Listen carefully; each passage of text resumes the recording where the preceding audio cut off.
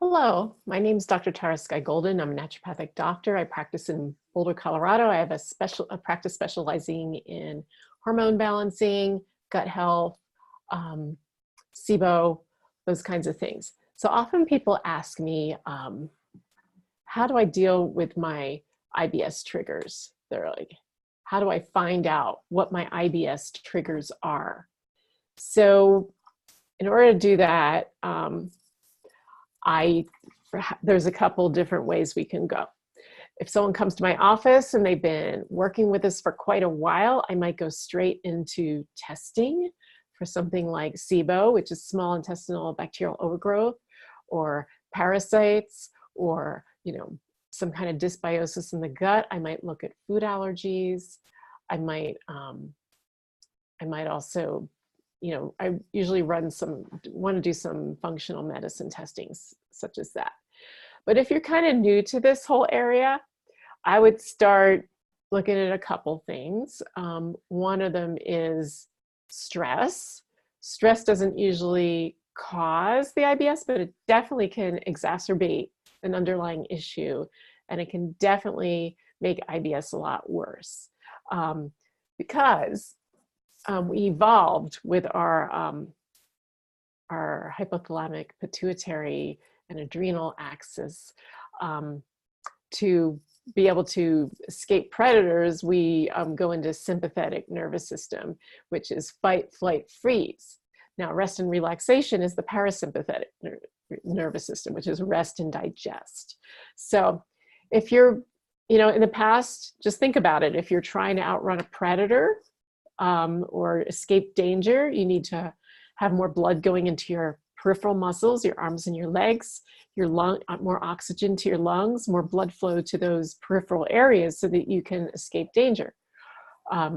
Nowadays, mostly our stress is psychological, at least, in the United States where I live. In the developed world, it tends for most people to be more psychological stress, like deadlines, traffic, financial stress, relationship stress. But still, our body does the same thing. If you're trying to outrun a predator, you can't stop and poop. So your whole digestive system is going to shut down and freeze, and you're not going to be able to let go. So so that can often trigger constipation. For other people, it's like it's the other way. It's like they let it all go and then they can run and escape the predator. Some people, it's a combination of the two. But either way, it's not such a great thing to have going on. But if you're having a lot of psychological stress, and just even if you're just very, very busy, that will shut down your digestive system and you won't be able to poop. So that contribute to constipation type IBS. So stress is a factor.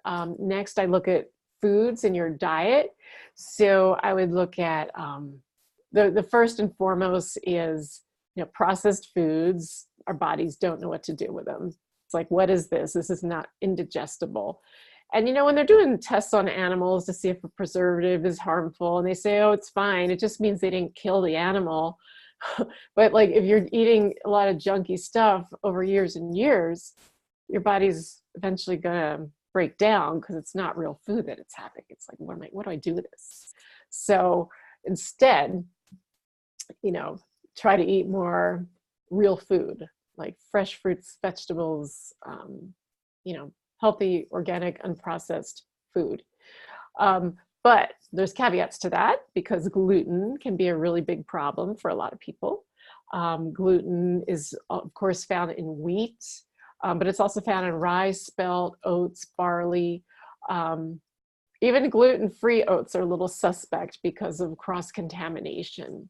So I often people really need to avoid gluten.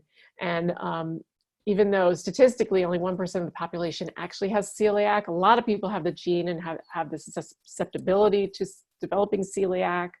So a lifetime of eating gluten, and add in some stress, and add in maybe a couple rounds of antibiotics, which have disrupted the gut flora, and you're more at risk of actually developing celiac disease, which for some people, the symptoms is IBS type symptoms. So, so first thing, try to avoid gluten. It often takes 6 weeks to really notice a difference, whether that's affecting you. But, you know, along with gut stuff, you know, with foods that trigger you, you might also have joint pain, brain fog, fatigue. Those often go along with it. So it's important to pay attention to what might be triggering those things for you. So next in line, of course, is looking at dairy. Let me back up a minute. Some people find that they can, when they travel to Europe, they can eat the wheat products in Europe. But they can, whenever they eat back in the United States, they get symptoms. And I think a lot of that is our agricultural practices here in this country. You know, the different pesticides that we use here versus what they use in Europe. I think they don't use as many glyphosates in Europe, such as Roundup. They don't use as much GMO. In fact, I think those two things are outlawed in much of Europe.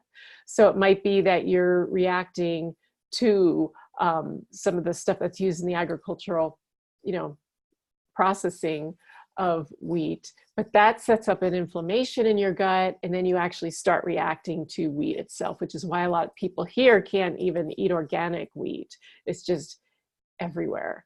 You know, you'd think that somebody who was reacting to glyphosates or reacting to GMOs would be able to eat organic, but for some reason, I think there's so much cross-contamination and cross-pollination that it's a little trickier, and it doesn't always happen that way here.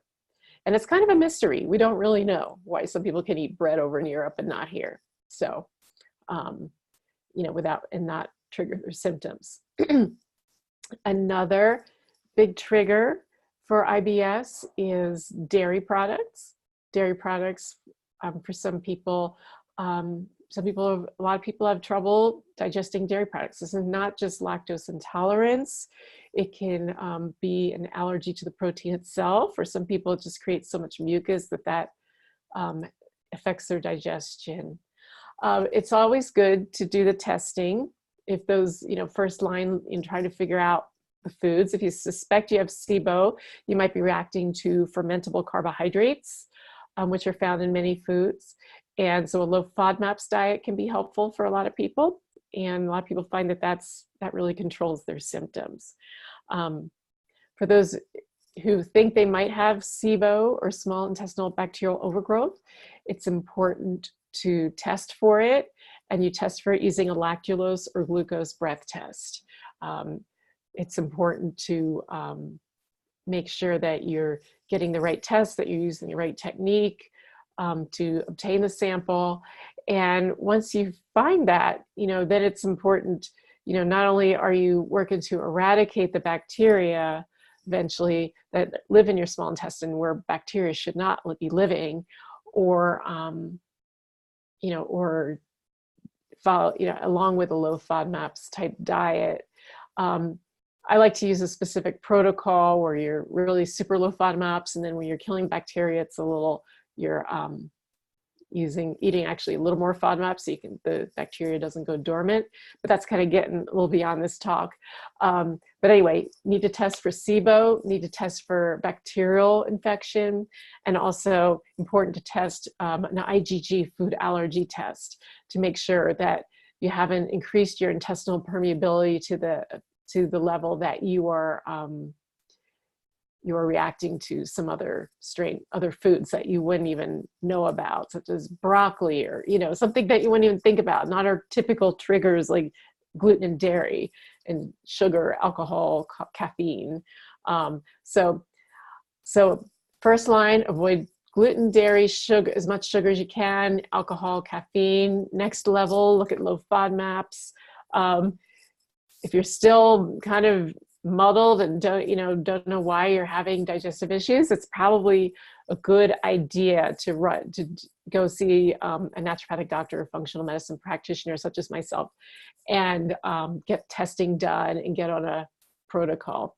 And a lot of people say, well, everybody has a little IBS, a little gas here. But for some people, it's really debilitating. And only you can decide if you want to go further and get to the root of that issue. So, but we often, so if you'd like further support in figuring out your IBS triggers and getting to the bottom of that, I'd be happy to see if we want to work together and do a no charge 15-minute phone consult, which you can schedule on my website, and see if we want to go further.